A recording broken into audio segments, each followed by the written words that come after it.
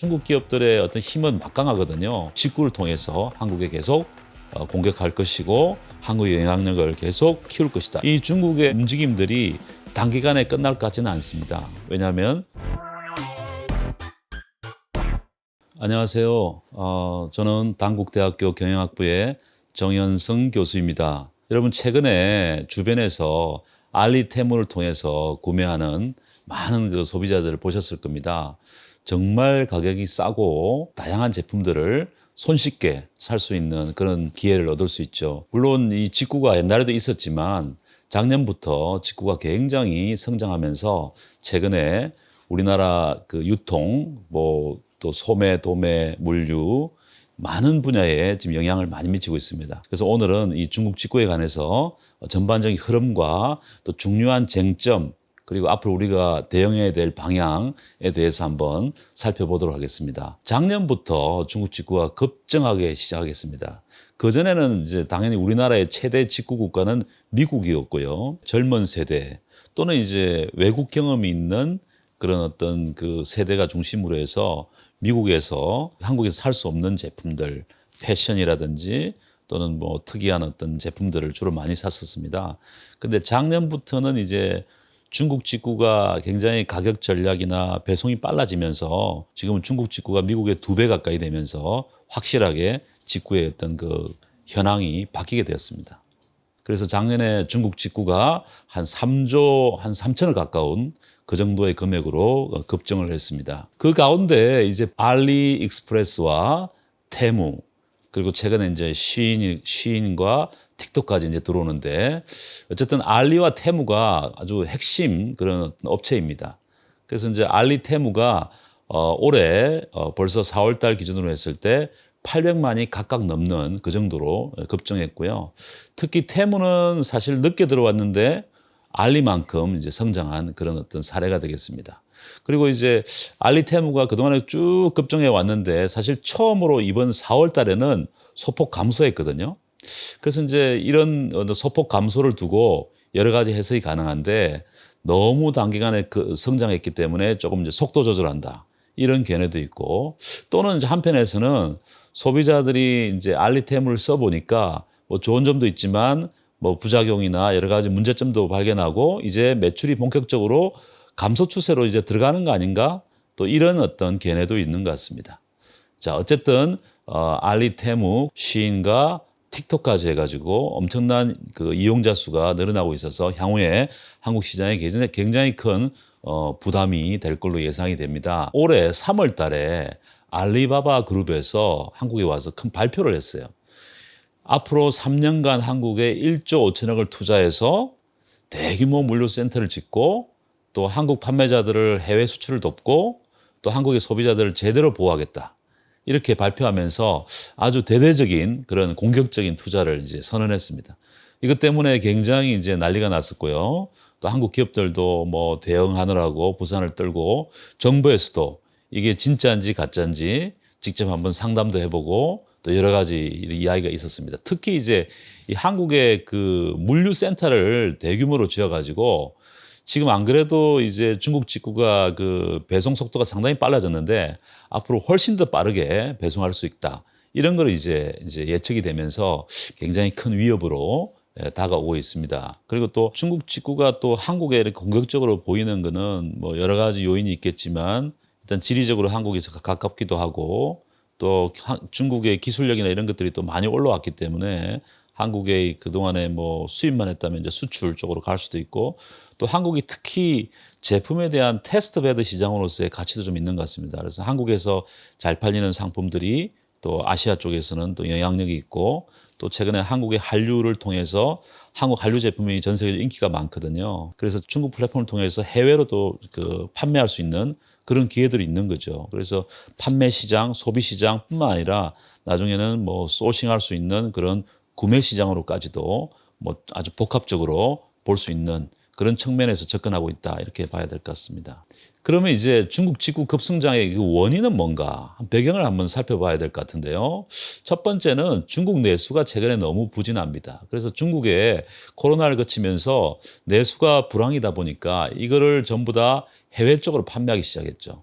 또 코로나 기간 동안에는 사실 온라인 플랫폼이 급속도로 성장하고 여러 가지 요인으로 인해서 이제 해외로 나오면서 특히 이제 한국에 이제 또 가깝기도 하고 중요한 그런 방출 출로로 이용한다고 봐야 될 것 같고요. 그다음에 이제 중국 플랫폼들의 이 기술력이 대단합니다. 인공지능을 비롯해서 이 소비자들 관련되는 또 물류 관련되는 이런 첨단 기술들을 아주 잘 활용하고 있기 때문에 이 기술력을 10분 활용하고 있겠고요. 또 그 자본력도 대단하죠. 중국의 그 알리바바나 또 뭐 핀터드나 이런 기업들이 시가총액이 막대한데 이 풍부한 자금을 바탕으로 해서 많은 마케팅 투자를 집행하고 있고요. 그다음에 이제 중국에는 워낙 그 인건비가 싸기 때문에 이 생산 원가가 저렴하다. 그래서 먼저 아주 저렴한 생산 원가를 가지고 또 이게 이제 관세 부가세나 이런 걸 통해서 굉장한 가격 경쟁력을 가지고 있습니다.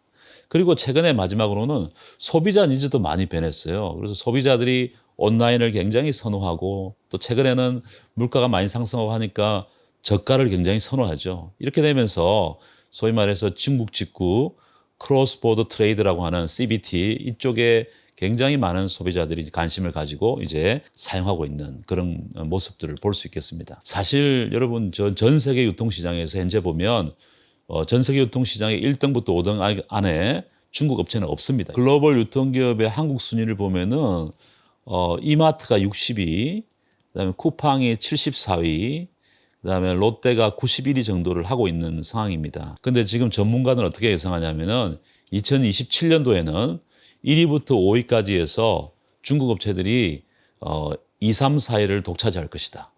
그래서 아마존, 월마트를 빼고는 다 중국 기업으로 바뀔 것이라고 예측을 하고 있습니다. 그러니까 이 정도로 중국 기업들의 어떤 힘은 막강하거든요. 향후에도 더 막강해진다는 이야기죠. 그리고 중국 기업들은 대부분 온라인 플랫폼이기 때문에 결국은 직구를 통해서 한국에 계속 공격할 것이고 또 한국에 계속 물류센터 투자할 것이고 한국에서 소비자들이나 또 판매자들하고 계속해서 관계를 가져서 한국의 영향력을 계속 키울 것이다. 이렇게 우리는 봐야 될 것 같습니다. 이 중국의 어떤 움직임들이 단기간에 끝날 것 같지는 않습니다. 왜냐하면 중국 내수에 생산되는 물건도 많고 또 중국이 기본적으로 글로벌 오퍼레이션을 목표로 하고 있기 때문에 글로벌리 많은 시장들 연계해서 판매와 또 소싱을 같이 겸하기 때문에 이런 현상들은 계속 지속될 것이다라고 예상을 해야 될 것 같고요.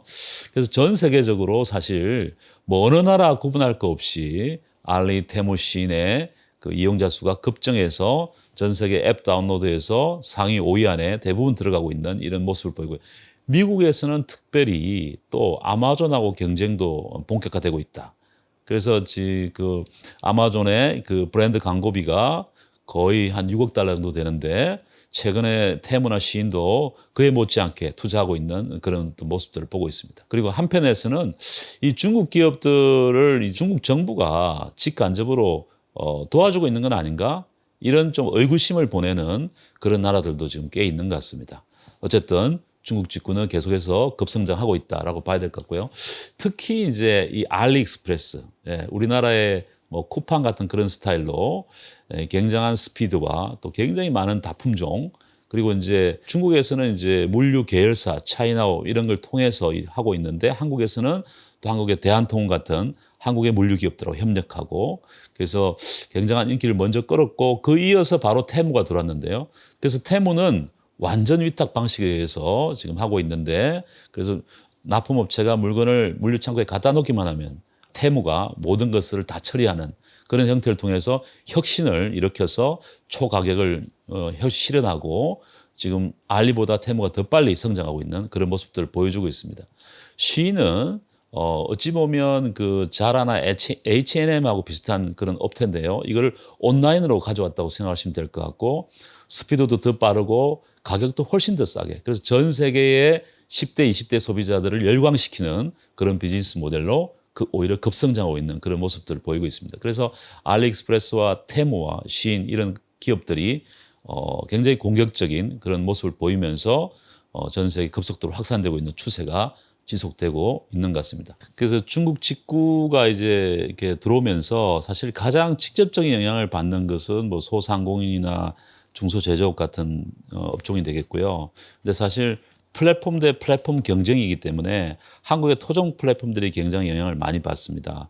특히 쿠팡같이 1위 사업자는 그래도 지위가 좀 확고한데 토종 플랫폼에서 2, 3위권 밑으로 내려오는 G마켓이나 11번가나 쓱닷컴 같은 이런 기업들은 사실 전체 매출이 한 4조, 5조 정도 되는 수준인데 각사별로 이제 알리와 테무가 사실 작년에 3조 이상 했고 올해는 뭐 7조, 8조 한다고 치면은 이런 토종 플랫폼들은 직접적인 매출 감소 영향을 받는 거죠. 그래서 제가 알기로 지금도 굉장히 좀 어려움을 겪고 있고 뭐 그 잘 나간다는 쿠팡마저도 지금 여러 가지 전략을 통해서 여기에 대응하기 위해서 총력전을 펼치는 그런 어떤 모습들을 보이고 있는 것 같습니다. 그리고 우리는 이제 한 번 구매할 때 150불까지는 면세기 때문에 매일매일 150불 계속 구매할 수 있는 거죠. 그래서 연간으로 했을 때는 한도가 없기 때문에 이것도 굉장히 큰 문제라고 보여집니다. 중국 직구가 이거를 이용해서 굉장히 많이 판매되고 있고 또 한국의 고객 데이터들이 또 사실 중국으로 좀 유출되는 그런 문제가 있습니다. 그래서 우리가 한국에 있는 그 거래를 통한 그런 고객 정보나 데이터들이 과연 어떻게 관리되고 있느냐에 대해서 굉장한 의문이 지금 제기되고 있고 또 이제 가품이라든지 이런 지식 재산권에 관한 문제도 있고 또 중국의 그 신장 위구르 같은 쪽에서 강제 노동의 이슈들도 있고 이런 이슈들이 계속 등장하고 있습니다. 그래서 사실은 이제 이미 유럽이나 미국은 중국의 이런 직구에 대한 이런 문제점들을 제시하면서 강력한 규제를 하기 시작했습니다. 그래서 유럽에서도 DSA라는 그 디지털 서비스법을 통해서 이미 조사가 들어갔고 또 미국에서도 중국의 이런 무관세 법안을 조정하고 또 강제 노동이나 특히 소비자 정보 데이터에 대해서 직접적으로 문제를 제기하는 그런 상황에 좀 강력 규제가 들어오고 있는 거죠. 근데 한국은 이제 사실 정부에서도 굉장히 많은 것들을 보고 있는데 유럽, 미국과 한국의 지위 입지가 좀 다르기 때문에 유럽, 미국은 사실 중국과 강력하게 경쟁하는 그런 정치적, 경제적 상황에 있고요. 한국은 이제 중국에 또 많은 또 무역에 의존이 돼 있어서 과연 앞으로 이걸 어떻게 풀어갈 수 있을 것인가 상당한 좀 관심과 또 대책이 필요한 그런 시점입니다. 자, 그리고 몇 가지만 더 중요한 영향력을 한번 살펴보면 아까 말씀드린 대로 이 중국 직구의 저가는 향후에 한국에 굉장히 많은 영향을 미칠 텐데 특히 제조 쪽에서 패션과 의류 쪽, 패션 의류 쪽이 가장 많이 지금 구매되는 품목입니다. 그래서 한국의 지금 패션 의류 플랫폼들이 굉장한 위협을 받고 있고 또 우리나라의 그 소상공인 판매자들, 셀러들 쪽에서 굉장히 지금 영향을 받고 있죠. 그런데 또 한편으로 브랜드와 관련해서 이 좀 한 가지 생각해 볼 부분은요. 이 한국 소비자들은 브랜드에 되게 예민합니다. 민감합니다. 실제로 미국은 브랜드 민감도가 한국 소비자보다 떨어진다 그래요. 그래서 오히려 미국에서는 이 알리템의 영향력이 굉장히 큰데 한국 소비자들은 브랜드를 굉장히 중요시하다 보니까 알리템에서 들어오는 그 제품들에 대해서 좀 엄격하게 또는 예민하게 반응해서 향후에 고성장은 쉽지 않다라고 바라보는 그런 견해도 있는 것 같습니다. 자, 그리고 이제 객단가를 한번 비교해 보려고 하는데요. 그 알리템에서 들어오는 고객들의 구매 금액이 과연 얼마나 되나? 한번 그걸 비교해 볼 필요가 있겠습니다. 올해 2월에 고객이 한번 구매할 때 구매하는 금액을 한번 비교해 보면은 네이버는 제일 높은 수준에 있고 그 다음이 쿠팡입니다.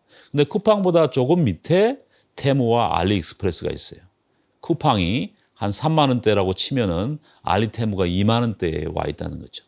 뭐 네이버는 4만 원대 이상 되는 거고요. 그래서 알리익스프레스와 테무가 작년에 비해서 올해 객단가가 많이 올라갔습니다. 그래서 아까 말씀드린 대로 매출 성장률은 좀 끊겼는데 이 구매 금액이 커졌기 때문에 사실 전체 볼륨이라고 할 수 있는 매출은 계속해서 성장할 수 있는 거죠. 그래서 알리테무도 만만치 않게 고객들이 지금은 구매 금액이 커졌다라는 것을 우리가 한번 생각해 봐야 될 것 같습니다. 그리고 아까 말씀드린 대로 결국 이제 중국 직구가 가장 많이 구매되는 품목이 바로 의류 패션입니다. 지금 우리나라 동대문에서 좀 저가 이런 그 중국 제품들이 많이 팔리고 하는데 사실 직격탄을 맞는 거죠. 여러분 알다시피 지그재그라든지 브랜디 같은 이런 플랫폼들이 매출이 작년 대비해서 20, 30% 계속 빠지는 이런 현상들이 벌어지고 있고요. 중국 직구에 이제 그 판매되는 품목 카테고리 계속 확장을 하는 전략을 펼치는데 그동안에 이제 식품 쪽은 당연히 중국 플랫폼이 팔지를 못했는데 최근에 한국 기업들을 입점시켜 가지고 그래서 소비자들이 이제 중국 플랫폼은 좀 그래도 안전이라든지 이런 부분에서 좀 걱정을 많이 했는데 한국 제품들을 파니까 상대적으로 이제 안심을 하고 사게 되고 또 들어와서 한국 제품 사다 보면은 또 다른 제품을 또 다른 품목이나 카테고리를 또 살 수 있는 거죠. 크로스 서로 교차 판매가 일어나는 거죠. 그래서 중국 플랫폼에 대한 신뢰도나 안전도를 계속 증대시키는 이미지 전략을 그렇게 가져가고 있는 그런 어떤 모습들을 보이고 있는 것 같습니다. 전반부에 중국 직구에 최근 일어나고 있는 흐름들, 그다음에 중요한 이슈들, 이런 것들을 주로 말씀드렸고요. 이제 2부에서는 제가 이 이슈에 따라서 우리가 앞으로 어떻게 대응해야 되나, 유통업계는 어떻게 대응해야 되고, 또 제조업은 어떻고, 또 정부는 어떤 정책들을 써야 되는지에 대해서 다시 한번 말씀드리겠습니다.